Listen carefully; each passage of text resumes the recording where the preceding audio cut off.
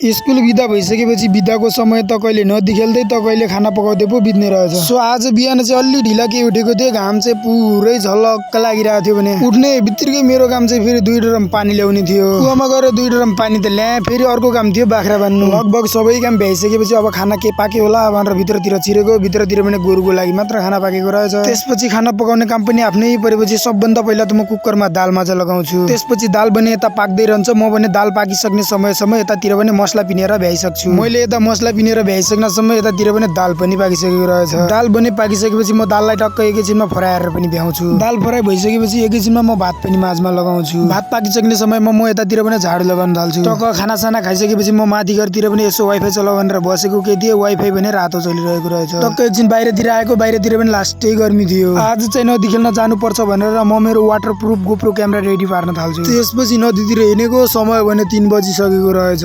नदीमा पनि एउटा पनि मान्छे थिएन। म भने मेरो वाटरप्रुफ क्यामेराबाट नदीभित्रबाट भिडियो खिच्ने भनेर टक्क तयारी गरेर पानीमा डुबेको। यो क्यामेरामा पनि खासै राम्रो क्वालिटी आउँदो रहेनछ। त्यही भएर म भने टक्क एकचोटि चुब्लुङ्ग पानीमा डुबेर कपडा सपडा लगाएर घरतिर हिँड्छु। नुहाएर घरमा आएर एकैछिन के सुतेको 6 बजेको रहेछ। त्यसपछि मिलमा गएर पिठो ल्याएर आउँछु।